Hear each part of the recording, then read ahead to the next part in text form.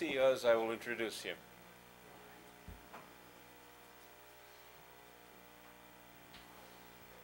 I guess it's pretty warm here, so Take that off. more comfortable. Okay. Welcome. Welcome to the Computer Security Seminar. Today's speaker is Leszek Lilien. He's from Western Michigan University, and he will speak on some thoughts on the Pervasive Trust Foundation for the future Internet architecture. Leszek. Thank you very much, Professor Wagstaff. It's my pleasure and honor to be back at CERIAS again. CERIAS is, I'm 200 miles away from this place, but CERIAS and Purdue are always close to my heart. So it's even more pleasure for me to be here. I would like today talk about the very broad general issue. The primary motivation for me was participation in the Future Internet Summit and organized by the National Science Foundation.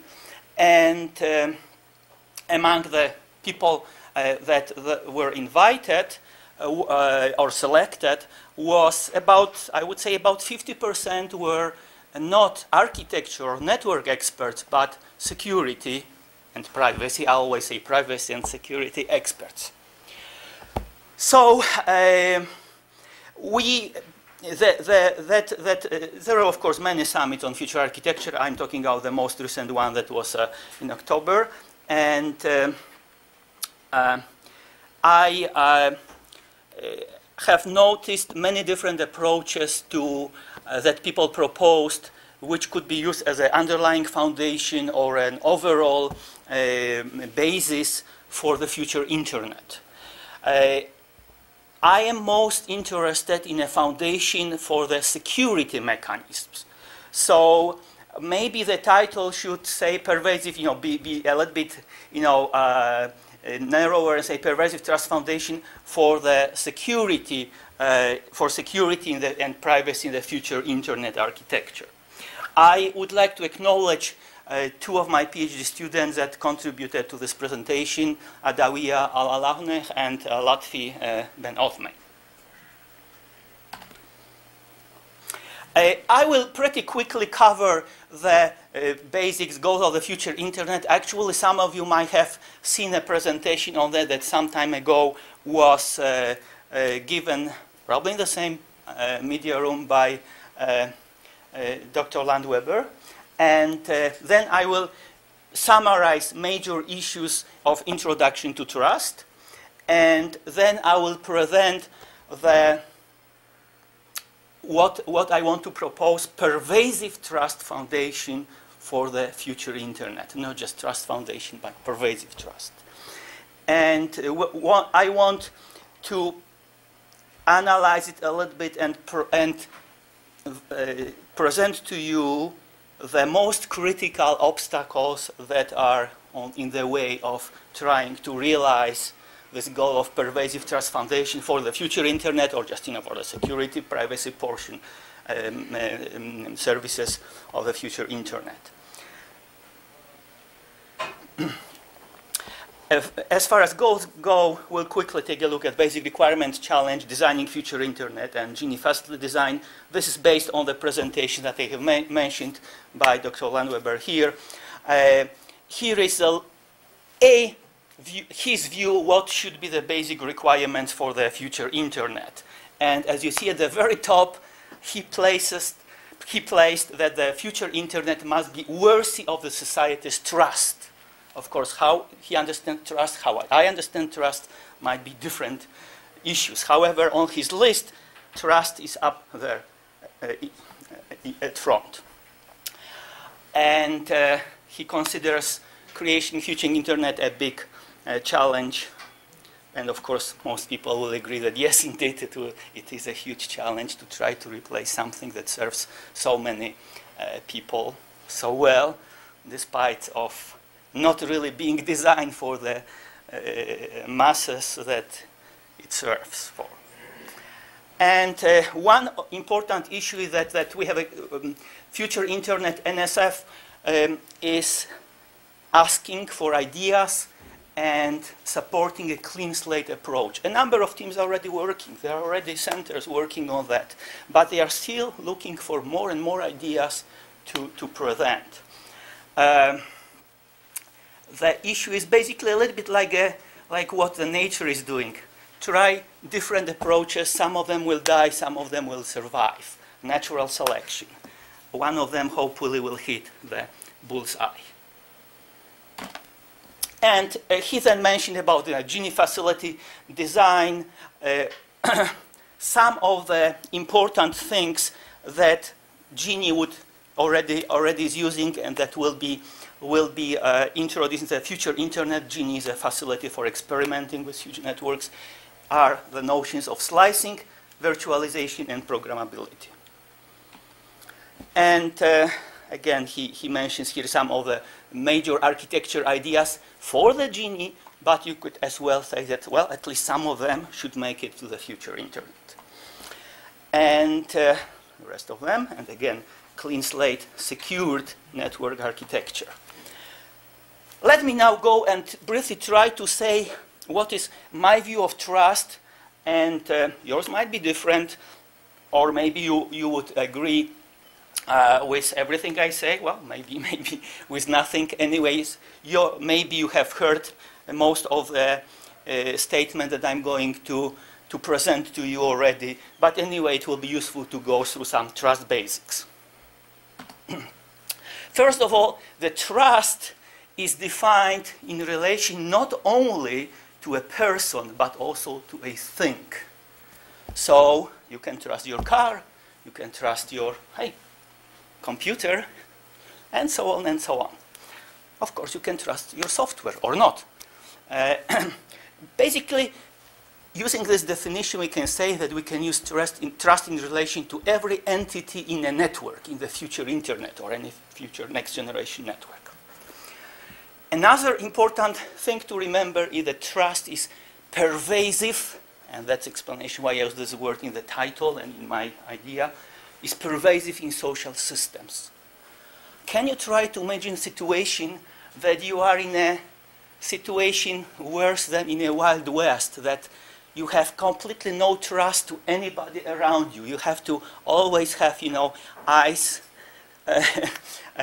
You have to really, watch your back, and you have to watch on the side. You have to always be ready to reach for your gun because you have absolutely no trust in anybody around you. Anybody who is around could be enemy. There are some, of course. So if you that's kind of one analogy. Another is some people have some personality disorders, and if I'm using a correct term, and they distrust everybody. Some the kind of the radical version of it is a paranoia, and they don't trust anybody, and their life is miserable.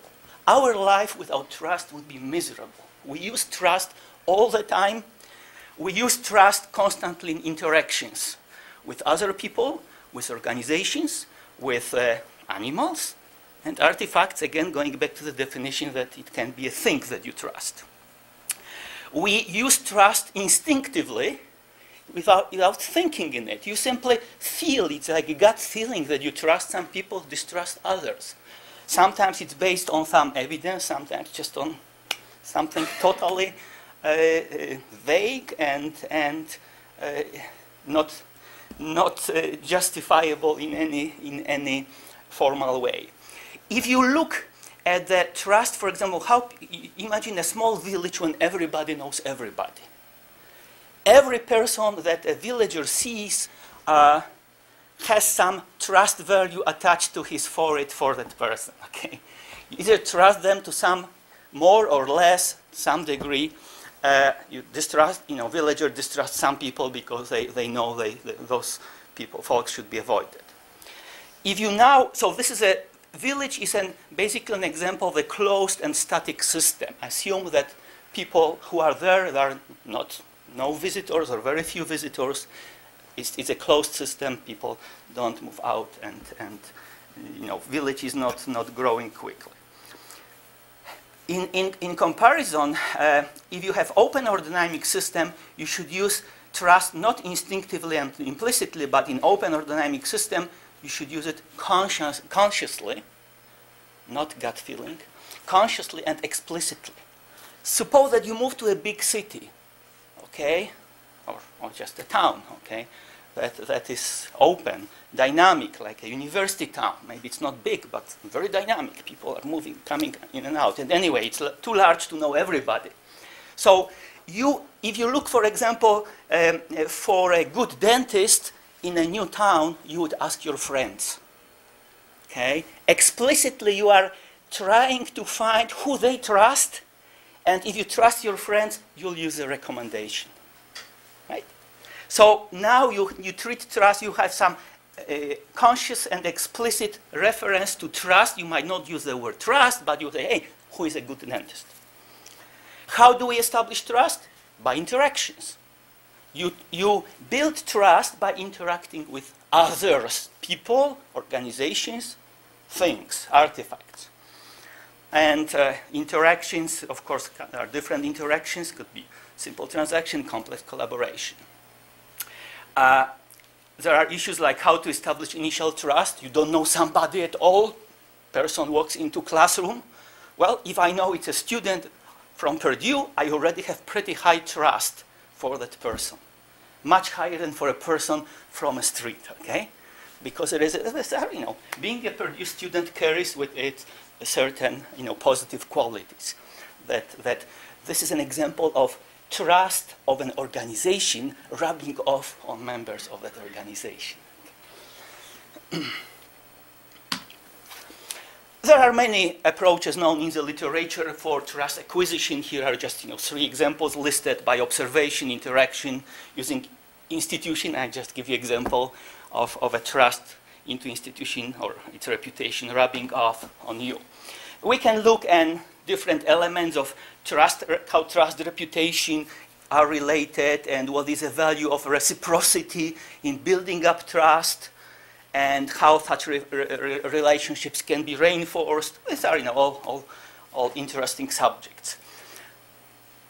Suppose now that in a computing system, I want to know what value of trust I can give to a certain service which I intend to use. I might have my own experience, first-hand experience with that service. I use that information. I might have reputation information from others, second-hand experience. I have to somehow put together that information. And that second-hand experience could be from like BBB database or Better Business Bureau database or some other consumer information places.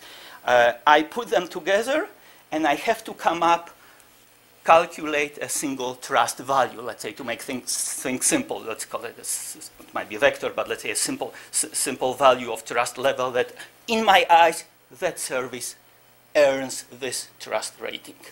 And here are different ways how you can calculate that overall trust. A few examples of different approaches.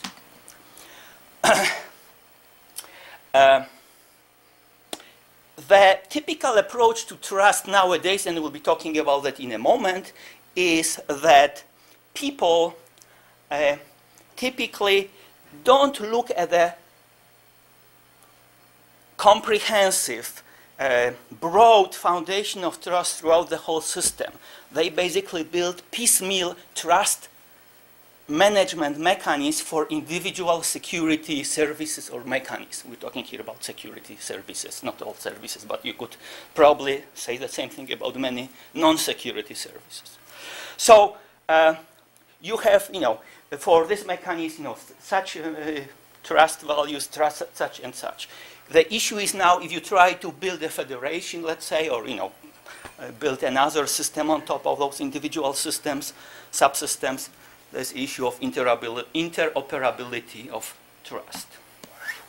Trust degradation recovery. Well, if somebody trusts you and you disappoint her, you lose trust very quickly. right? Somebody trusted you that you will not cheat. You cheat. Oh my, terrible transgression. It will take a long time to gain again the same degree of trust. So, fast degradation. So that's what we had on the previous slide. Fast degradation and slow recovery of trust. So, if trust is so pervasive in society, why not to use it? Pervasive trust as a paradigm of computing.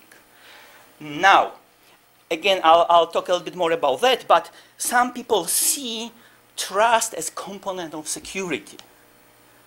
I see trust as an overall foundation of security. Okay? Not trust in the small, and I'll use the term in a moment, but trust in the large. So trust is already used in computing systems, but mostly, as I say, in a piecemeal fashion. The claim that I'm making is that trust should be even more pervasive in computing systems. So, some of the challenges of extending the trust basis might include defining trust for also artificial entities, for more artificial entities, and also to make explicit what are subconscious uses of trust by human users or by non-human users. Dimension of trust are competence and intention. Sure, you trust your mom. She has the best intention. But she's not the airplane pilot. Would you fly with her? Would you trust to fly with her? No. Neither would she trust you to fly with you unless you are a pilot. So, competence and intention are two levels of trust. Second thing, trust is not a binary. It's not like I trust somebody or distrust. There are different degrees. Binary is just a simplification, which might be good in some situations. Good enough. You have to trust somebody. You can't trust everybody, but you have to trust somebody. If you don't trust anybody, that's the situation I already mentioned of a complete paranoia of a miserable life or a completely inefficient system. Trust is asymmetric. I can trust you more than you trust me. Trust is also, well, we already kind of goes with that. If it is asymmetric, well, we're talking about it's also bidirectional. Who should you trust? Anything can be trusted. Trust, what is the relationship of trustworthiness and trust? Trustworthiness is a very often mentioned thing. Trustworthiness, if something is trustworthy, it implies it's usable. If it's usable, you use it more often, you build up trust. So we might consider in much more detail those relationships, but enough just to mention it now. If you try to use trust, all its aspects for every, let's say, security mechanism or security service, you will basically create a system that's terribly inefficient. Trust includes so many different factors, criteria, viewpoints that you have to basically, whenever you design something, select what is appropriate for what you're doing. You should avoid and also when you build up trust, you should avoid demands for too much evidence. So, you don't trust people unless they give you more and more evidence, or you avoid asking them, they give you too little evidence, then they don't trust the system because the system appears to be lax. So, many other research issues that are summarized briefly on this slide. It's not to study, so just to show how many different, basically in each column you have one or two subtopics with references, so you can see, for example, even three subtopics here, so you can see how many different issues are very diligently studied. Let's take a look now at Pervasive Trust Foundation for the future Internet, or at least for its privacy security portion. We know about, roughly from an NSF summit, people were saying, okay, we are in the second Internet 2.0. Internet, future Internet could be called Internet 3.0. try to compare the design or Internet 1.0 with Internet 3.0.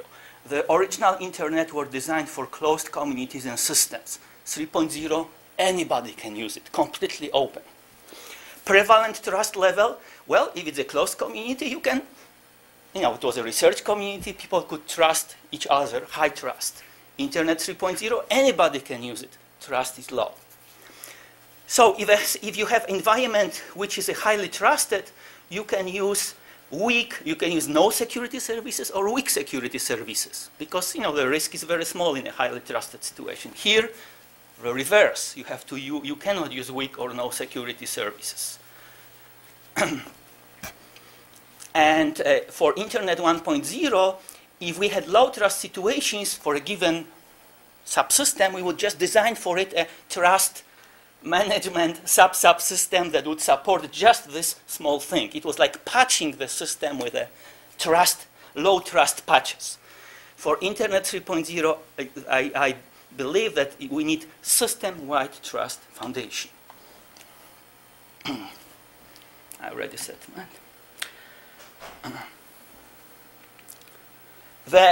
If we have this overall foundation of trust, it will be easier to establish a trust value for any new user, either human or artificial. It will be easier to keep it consistent and fair. It will be easier to perform trust management, like, for example, calculating the overall trust value based on first-hand and second-hand information. And it will be easier to extend to cooperate better, because the trust relationships will be more dense, so less obstacles to cooperation can be established. I want to present here a basic reference model for a trust foundation. And actually, if you look at the ISO layers of networking, you could say that, okay, in future Internet we will have pervasive trust foundation. Here we have security services on the same foundation, and of course each of the security services can potentially serve each of the layers. Now, maybe one thing to mention is that confidentiality, integrity, availability, those three, CIA, this is a classic definition of not trust but security. I made a mistake here. So when people defined security years ago, they would say security is confidentiality plus integrity plus availability. Since then, we have seen at least 2 more extensions. Here is alternative view of a basic reference model. Actually, that's the one presented at a summit. I miss here a reference. Instead of layers, we have those generic levels that you can identify in the system: hardware, operating system, network, application, and user. Now, I hinted at that we need to distinguish trust in the small from trust in the large. The former supports individual security services or small groups, maybe 2, 3 services. Trust in the large is meant to support all security services or many of them, large group. Basically, I say, okay, so trust in the large really is what I have called moments ago, pervasive trust foundation. You might say that it's equal, or you might say that pervasive trust foundation is one of the ways looking at trust in the large. I do the former, I put the equal sign. Whenever we deal with trust, we have 2 entities that are involved: service provider and service consumer. There must be trust relationship one way and the other.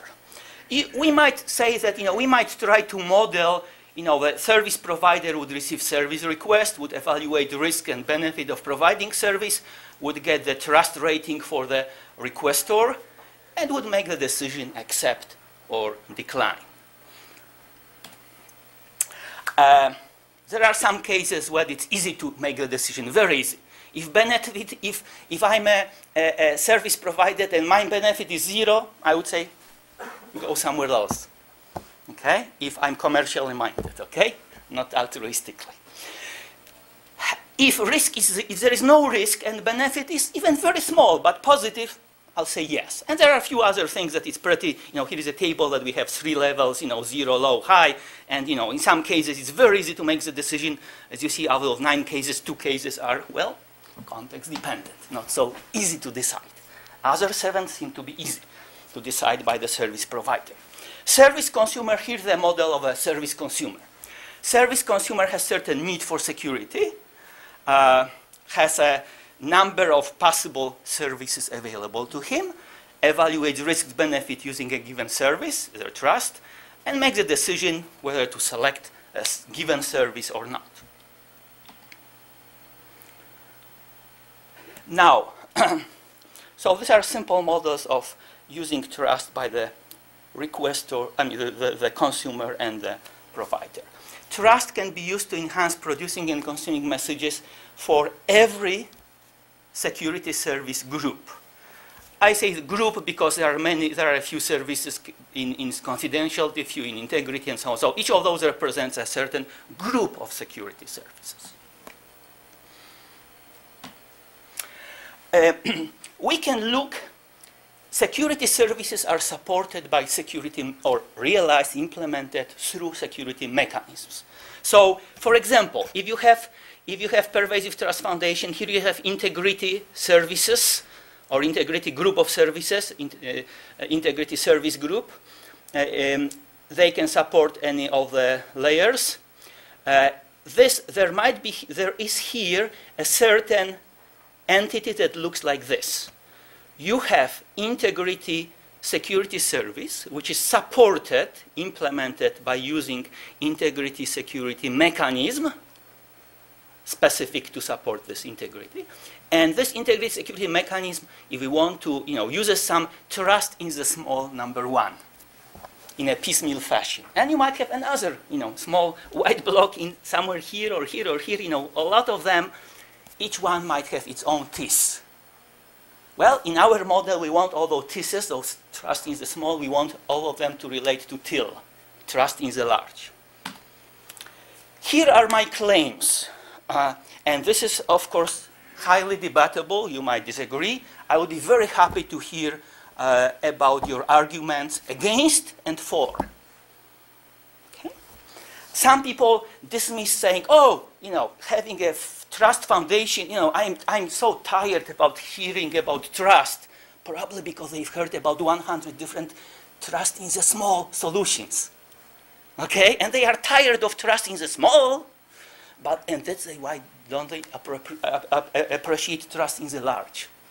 Because they think it's the same thing. They confuse the things. So, well, that will be the actual next claim. But the first one is that security, if you don't use trust as your basis of a foundation, basically what you want, if you say, no, I don't want to use trust at all, you would say, you want to build security despite of trust. Instead, I propose, hey, maybe you should have security thanks to or because of trust, not despite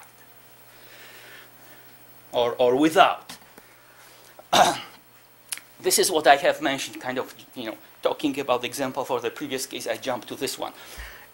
Many people confuse trust in the small with trust in the large, and that's why they deny the need for pervasive trust foundation. They are tired of those theses. Too many theses. Oh, another one, forget it. Well, it's not TIS, it's an overall thing. So TIL will be the focus, is the focus of this presentation, is the focus of this presentation. Of course, we also will mention TIS. What are the use choices for pervasive trust? You can use it either consciously or ignore it, well, in a kind of, unconscious way. If you use it consciously, you can use it explicitly, considering a trust level, or implicitly. You might say, well, I know that this is a highly trusted environment. I can use this service. I don't have to calculate the trust degree. This is trusted. I have a lot of evidence, a lot of, kind of even gut feeling as a designer that I don't need to deal with calculating trust level. I just use trust implicitly, maybe just boiling it down to binary trust or not. If a person ignores trust, well, might be lucky, by pure luck, there might be no adverse effects. So you build a mechanism ignoring trust, might work. For one reason or the other, maybe just pure luck. Oh, of course, there is a possibility that if you ignore trust, you will bear the cost of that, not ignorance, of that ignoring. Next set of trust. If you ignore trust, you will experience higher risks. Next claim. Trust can be used implicitly only after making conscious decision that this is a good assumption, that there is a sufficient trust level. So if I'm writing a subsystem, say, okay, I wrote all those components, or my people I trust wrote all those components. I don't need to assign trust levels to every component. They don't have to kind of, look at each other explicitly through the trust value. Implicitly we can assume, okay, we have enough trust for those to by assumption, without detailed consideration of trust. Claim number 5. Having trust in the large is necessary for comprehensive and consistent consideration of trust. I guess it kind of goes back to the definition. Well, that's what how I define TIL. So yeah, the proof is in the definition, kind of, you might say. Of course, I kind of say it with tongue in the cheek. You should have some arguments to prove that claim or to support that claim. Claim number 6.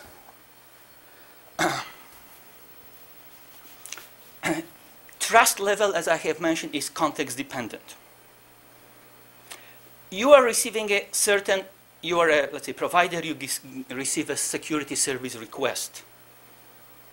Now, depending on the trust level, you might decide that very strong security service has to be used, heavy duty, heavyweight, or you might say trust level is so good, so high, that I can use very low-key, low-level, lightweight security service.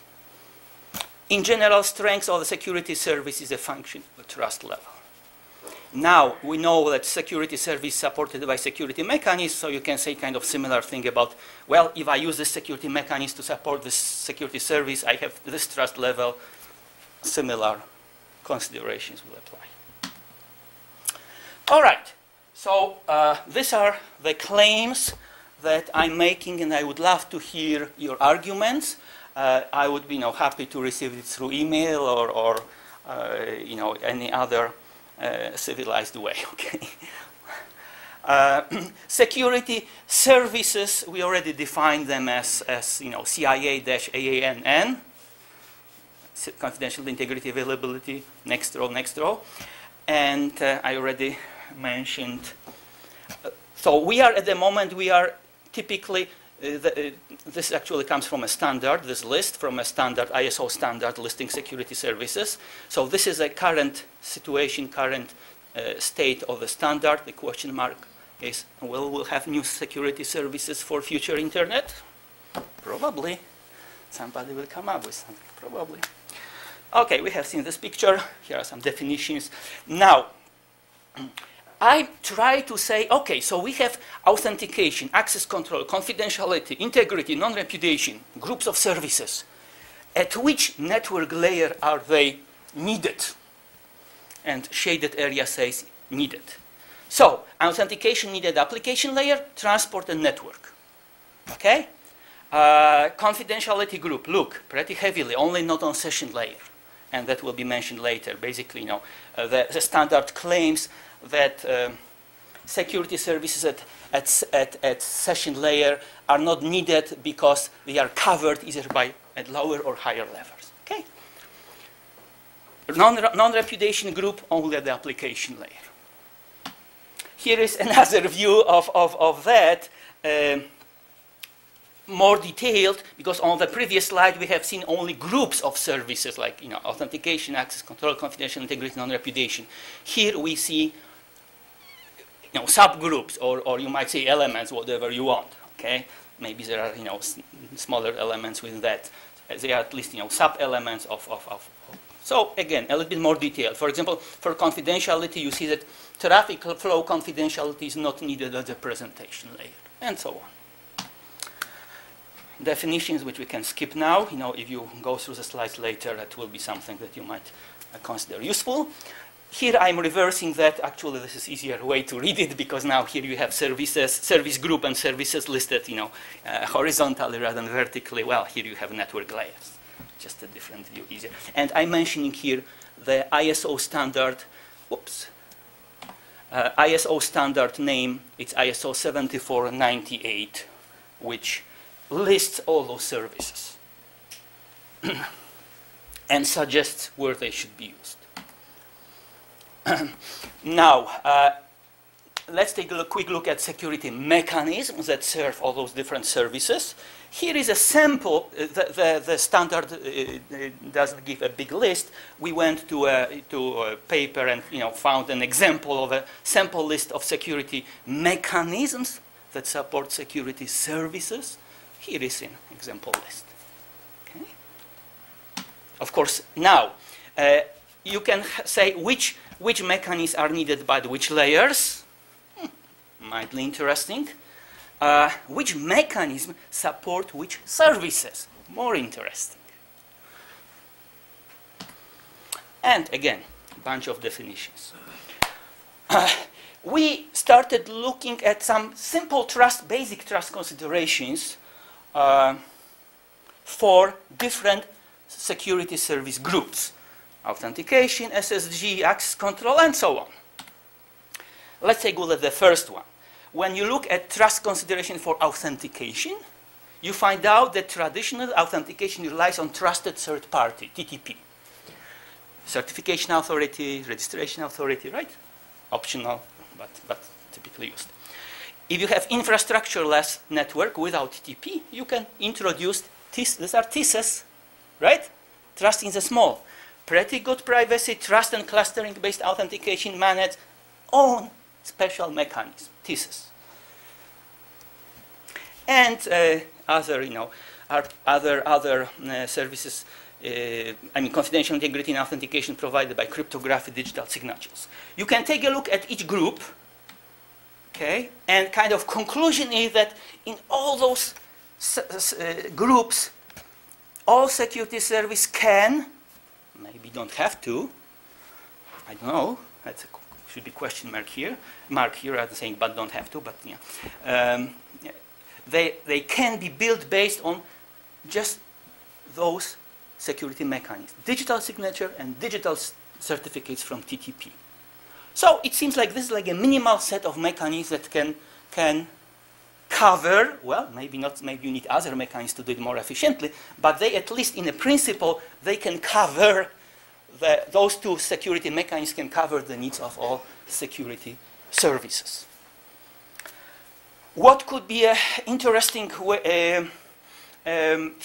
interesting topics for studying security services, and security mechanisms? We already looked a little bit, but of course much more is needed to look at trust considerations for individual security services. We looked only at some, but in general people looked at many of those. For future investigation, few interesting questions. How to facilitate development or foster development of trust relationships, because the more trust relationship exists, people can find, can basically increase their collaboration using the high trust connections. How well can we build trusted systems from untrustworthy or untrusted low trust components? We succeeded beautifully with building reliable systems from unreliable components in the area of computer reliability, right, or reliability in general. Can we do a similar thing, succeed so well, also doing this instead of with reliability with security? And of course, static trust consideration for each security mechanism, and also add PTF-based privacy. I told you that I usually say privacy and security, not security and privacy. I think privacy is extremely important. It might kill, any application if it's not provided appropriately.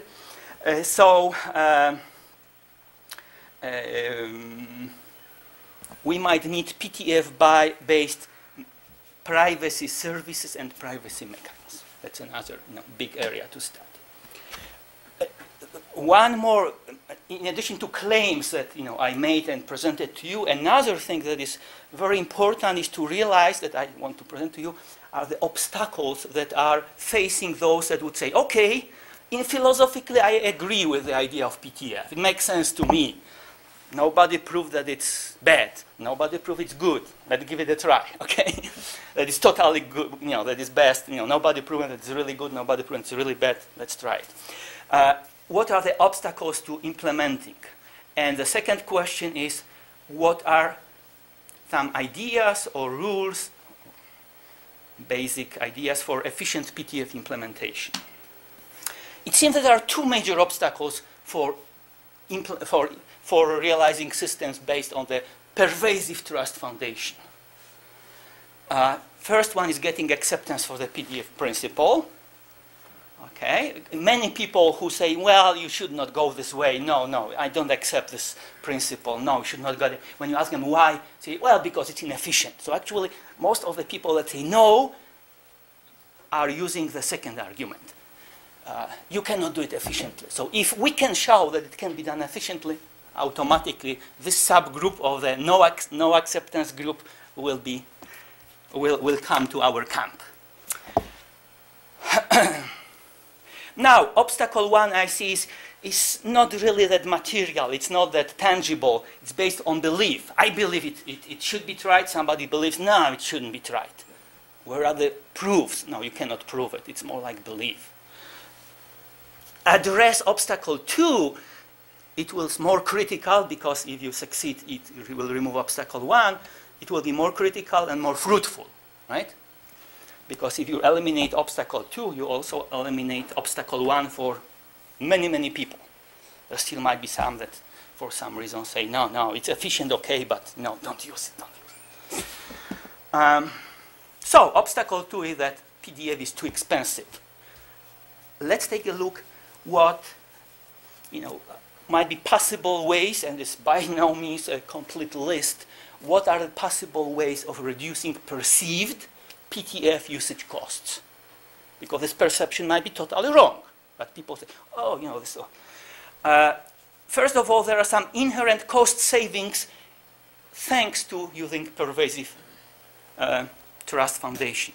Second, additional cost-saving approaches and techniques can be devised to bring the cost down. And third, hey, you say that PTF is costly. What about the no PTF approach? Let's try to compare them.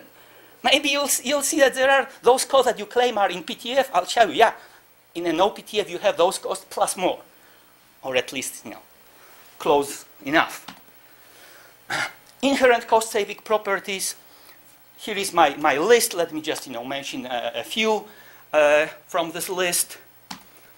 For example, we already said that security service that is selected to satisfy a certain security request should select a service that is a function of a trust level. Low trust environment, heavy duty security service. High trust, low or lightweight, right? So instead of using heavyweight services, security services for all situations, use lightweight security services in high trust situations, sufficiently high trust. Don't use, one shoe fits all, right? Make different shoes for, for different people. Low trust, if you don't know what the trust situation, sure, your default might be heavyweight service. And then there are other detailed elements that I'll scan through because of a time limitation, but you can go back and take a look at them. Economies of scale is one of them. PTF is comprehensive. It can give you comprehensive feedback.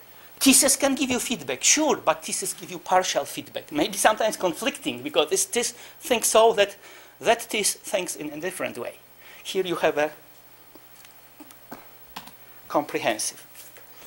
Okay.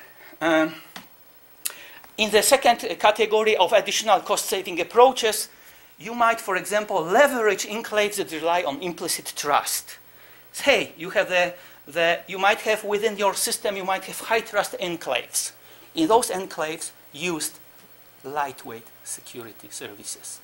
So we are in the Wild West, but here is our small town with a fantastic sheriff.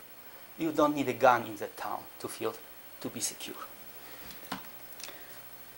There is another technique for identifying enclaves that rely on implicit trust. And there are those other elements of this category. Again, you can take a look at those.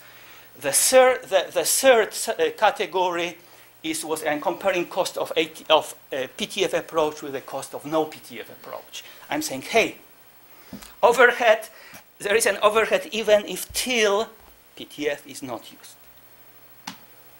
So, my summary is just this slide saying, hey, well, that's what we covered.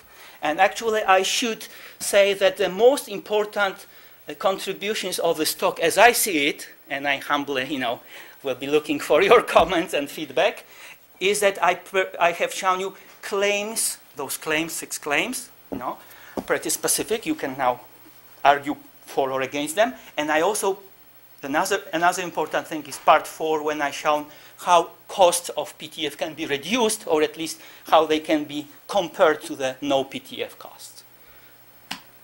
So, thank you very much for your attention, and we have 2 minutes and 43, 42, 41 seconds left. Thank you very much. Do you have any questions?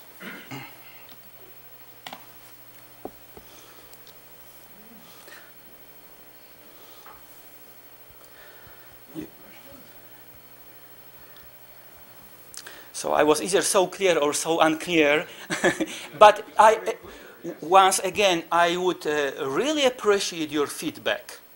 Some people that work for years in that area have already some skewed, way of looking things. It's like, reading your paper 20 times before submitting to a conference, you stop seeing errors in it or inadequacies. You are still should have pretty fresh look in the most positive meaning of the word. So if you have any comments, please be so kind, email to me. Just say WMU for Western Michigan University on Google, WMU or other browser, WMU Lilien, my last name, and if you do this, WMU and Lilien, you will find my web page and you'll find my email address. So thank you so much. I hope to hear from you.